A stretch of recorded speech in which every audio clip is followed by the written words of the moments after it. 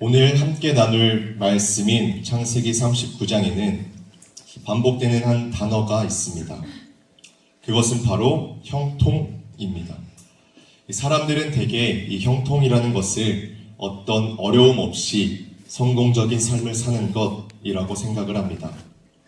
사전적인 의미에서도 형통은 모든 일이 뜻과 같이 잘 되어 가는 것이라고 하기에 저희들도 이제 형통하게 해달라고 기도할 때에 평탄하게 잘 되게 해달라는 의미를 담고 기도를 하기도 하죠. 저희가 생각할 때의 형통한 인생이란 아마 고등학교까지 공부 잘하다가 대학도 잘 가고 취업도 잘 되고 결혼도 좋은 사람이랑 해서 행복하게 사는 삶을 형통한 삶이라고 생각하지, 또 삼수에도 대학 떨어지고 기껏 취업했는데 억울하게 잘리고 모욕을 당하며 소개받아서 결혼을 했는데 결혼 사기이기도 하면 이런 인생을 결코 형통한 삶이라고 하지는 않을 것입니다. 그런데 성경에서는 요셉의 삶을 보면서 형통한 자라고 이야기를 합니다. 저희들은 성경에 요셉의 삶에 대해 형통이라는 단어를 계속해서 사용해서 요셉의 삶은 형통한 삶이다 라고 쉽게 생각을 하는데, 사실 한번 잘 생각을 해보면 요셉의 삶이 저희들이 생각하는 이 형통한 삶이라고 표현할 수 있을지 의문이 듭니다. 요셉은 형들에게 버림을 받고 애굽의 종으로 팔려가며 억울하게 누명을 쓰고 감옥에 가는 정말 다사다난한 그런 삶을 살아가는데, 어느 한 구석을 봐도 요셉의 삶을 형통하다고 이야기하기가 어려울 것 같습니다. 그나마 결국에는 애굽의 총리가 되었으니 형통하다고 볼 수도 있겠지만, 하지만 성경에서는 요셉이 애굽의 총리가 되었을 때 형통하다고 얘기하지 않고 오히려 방금 말씀드린 다사다난한 삶을 살았던 그 요셉의 인생에서 형통하다고 이야기를 하고 있습니다. 저희는 이 요셉의 삶을 통해서 성경이 말하는 진정한 형통의 의미를 알아야 할 것입니다. 성경에서는 그저 요셉이 애굽의 총리가 되었다는 좋은 결과가 있어서 형통한 인생이라고 하는 것이 아니라, 성경에서 말하고 있는 형통은 바로 하나님과 함께하는 것입니다. 요셉의 이야기를 통해서 형통함이라는 것은 겉으로 보기에 승승장구하고 잘 되는 것을 가리키지 않는다는 것을 저희는 볼 수가 있습니다. 요셉이 애굽에 팔려 보디발의 집에 종이 된 상황에서도 성경은 요셉이 형통했다 기록하고 있고, 억울하게 누명을 쓰고 감옥에 갇혔을 때에도 요셉은 형통했다라고 성경은 기록하고 있습니다. 성경이 말하는 형통은 외면적으로 부유해지고 풍성한 상태에 있는 것이 결코 아닙니다. 진정한 형통은 환경이나 여건이 아니라 하나님께서 함께 하시는 것입니다. 만약 저희의 삶이 요셉처럼 고통으로 얼룩지고 억울한 일로 비참하다 할지라도 하나님께서 저희를 통해서 하나님의 하나님 되심을 보여주고 계신다면, 하나님의 말씀을 저희를 통해서 이루고 계신다면 저희의 삶은 형통한 삶일 것입니다. 그 삶이 저희들의 눈과 또 세상의 사람들의 눈에는 억울한 삶일 수도 실패한 삶일 수도 있겠지만, 그러나 하나님께서 저희들을 통해 이루고자 하신 뜻이 있다면, 그리고 그 뜻을 이루는 데에 저희들의 모든 실패와 억울함을 사용하신다면 그것조차 성경에 말하는 형통한 삶일 것입니다. 저와 저희 모든 성도님들이 그저 세상에서 잘 되기보다, 또 물론 세상에서도 잘 되면 너무나도 좋겠지만, 요셉과 같이 하나님과 함께하는 진정한 형통한 삶을 살길 원합니다. 오늘은 요셉의 모습을 통해서 하나님께서 함께 하시는 형통한 자의 그 삶은 어떤 모습인지에 대해서 함께 말씀을 나누려고 합니다. 하나님께서 함께하고 계시는 형통한 삶 가운데 저희들이 어떠한 모습으로 나아가야 할 것인지 함께 요셉의 모습을 통해 함께 알아보고, 하나님께서 함께 하심으로 저희의 영혼이 잘 될 뿐만 아니라 삶 속에서도 잘 되고 복을 미치는 형통한 자의 삶을 살 수 있길 소망합니다. 첫 번째로는 형통한 자의 삶의 모습은 성실함입니다. 요셉은 정말 그 누구보다도 성실했습니다. 맡겨진 일에 충실하여 최선을 다했기에 비록 종으로 팔려갔지만 주인인 보디발이 인정하고 가정 총무로 삼으며 모든 소유를 요셉에게 맡기기까지 하는 놀라운 일을 경험하게 되죠. 오늘 본문 말씀 4절의 말씀인데 같이 함께 읽어보도록 하겠습니다. 창세기 39장 4절의 말씀입니다. 시작. 요셉이 그의 주인에게 은혜를 입어 섬김에 그가 요셉을 가정 총무로 삼고 자기의 소유를 그의 손에 위탁하니. 아멘.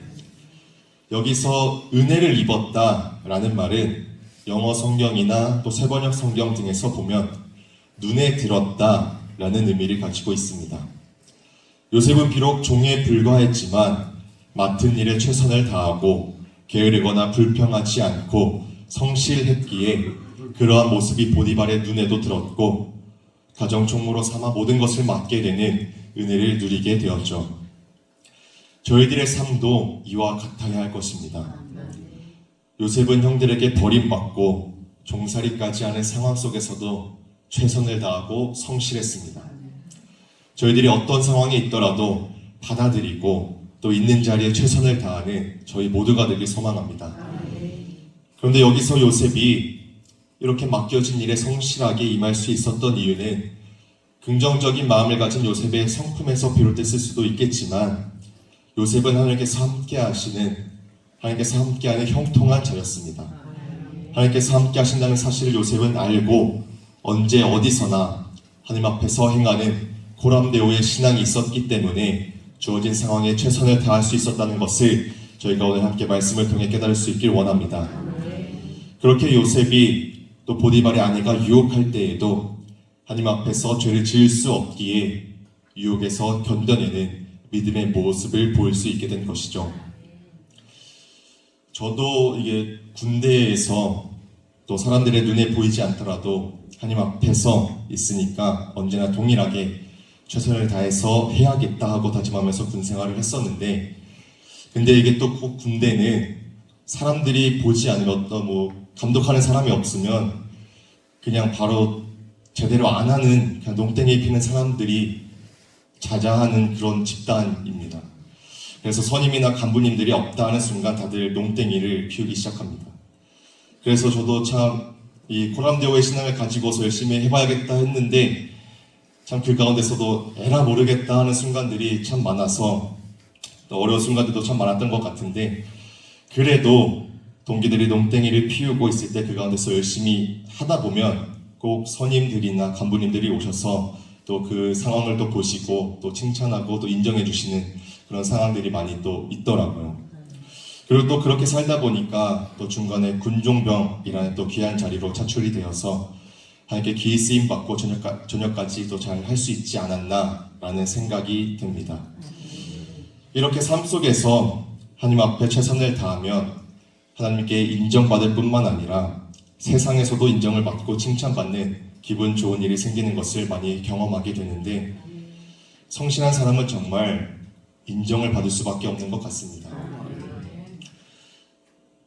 저희 모두가 요셉과 같이 하나님 앞에서 매 순간 최선을 다하고 성실히 살아갈 수 있길 소망합니다.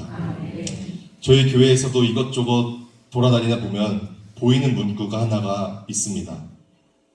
하나님께서 보고 듣고 계십니다. 이 문구처럼 하나님 앞에 있는 코람도의 신앙을 가지고 또 저희 교회 이름처럼 하나님 앞에 매 순간 최선을 다하고 성실하여서 하나님께도 또 세상에서도 인정을 받는 저와 성실의 모든 성도들이 되시길 간절히 축복합니다. 그리고 두 번째는 형통한 자의 삶의 모습은 포기하지 않는 것입니다. 요셉의 삶을 살펴보면 어찌 보면 정말 눈물 없이는 볼 수 없는 이야기가 요셉의 이야기이지 않을까 싶습니다. 자기는 꿈꾸고 그것을 솔직하게 말했을 뿐인데 형들의 미움을 사고 버림을 당하고 또 그것도 모자라 아버지의 사랑을 받으면서 잘 살고 있었는데 이제는 종살이까지 해야 되고, 더 나아가서는 기껏 유혹을 잘 버텼지만 말도 안 되는 누명을 써서 감옥에 갇히는, 정말 이런 말도 안 되는 삶을 요셉은 살았는데 자기도 자기의 삶이 얼마나 비천하고 억울했을까요? 다 내려놓고 포기하고 싶다는 생각이 매 순간 들지 않았을까라고 저는 생각이 드는데, 하지만 요셉은 결코 포기하지 않았습니다. 형들에게 버림받고 애굽의 종으로 팔려갔을 때도 그 상황을 받아들여 최선을 다했고, 억울하게 누명을 쓰고 감옥에 갇혔을 때에도 자신이 할 수 있는 최선을 다해 살아갔습니다. 또 비록 그 가운데 술 맡은 관원장이 약속을 지키지 않아서 감옥에 계속해서 갇히게 되었을지라도 요셉은 결코 포기하지 않고 인내하며 소망을 가지고 살아갔습니다. 요셉은 어떤 상황에서도 하나님을 원망하지 않고 믿음을 버리지 않았습니다. 하나님께서 나와 함께하고 계시고 끝까지 버리지 않으시며 인도하여 내실 것이라는 믿음의 확신을 가지고 있었기 때문에 결코 낙담하거나 포기하지 않았습니다. 정말 이것이 하나님께서 함께 하시는 형통한 자의 삶일 것입니다. 저희들이 살아가다 보면 형통하길 원하면서 나아가지만 무너지기도 하고 넘어질 때가 참으로 많습니다. 예상치 못한 시련이 찾아와 어려움을 겪기도 하고 고통의 눈물을 흘릴 때가 오히려 더 많기도 하죠. 하지만 그런 상황에 있을지라도 하나님은 언제나 저희와 함께하고 계십니다. 결코 잊지 않으시고 저희를 포기하지 않으시는 하나님의 끝까지 붙들며 나아갈 수 있길 간절히 소망합니다. 저희를 결코 포기하지 않으시는 하나님을 저희 또한 기억하고 끝까지 꼭 포기하지 않았으면 좋겠습니다. 정말 에라 모르겠다 하고 다 때려치고 싶다는 생각이 많이 들겠지만, 솔직히 저도 어저께 설교를 준비하면서 참 많이 하나님 앞에 너무 힘들어요 하면서 때려치고 좀 내려놓고 싶다는 생각이 참 수십 번 들기도 했지만, 저희가 함께 끝까지 저희를 내어버리지 않으신 하나님을 붙잡고 끝까지 포기하지 않을 수 있길 간절히 소망합니다. 어떻게든 발버둥 쳐서 하나님을 붙잡고 끝까지 나아갈 수 있길 소망합니다. 하나님은 결코 저희를 내어버리지 않으시고 감당할 힘을 주시며 의의 길로 인도하시니 끝까지 포기하지 않는 형통한 자의 삶을 사는 저와 모든 성도님들이 되시길 간절히 소망합니다.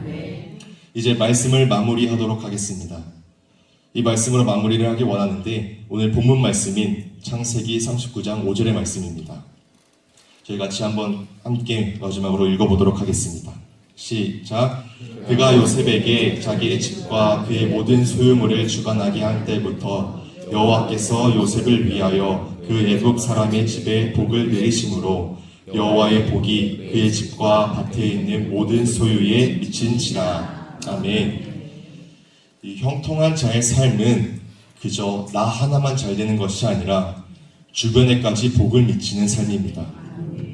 요셉으로 인해 보디발의 집에 놀라운 복이 임하게 된 것처럼 저희들도 주어진 상황에서 매 순간 최선을 다하고 성실하게 살아가고 끝까지 포기하지 않는 형통한 자의 삶을 살아 저희 주변에 미치는 모든 자들이 함께 복을 받고 저희 또한 하나님께 인정받고 쓰임받는 귀하고 복된 삶을 살길 간절히 축복합니다.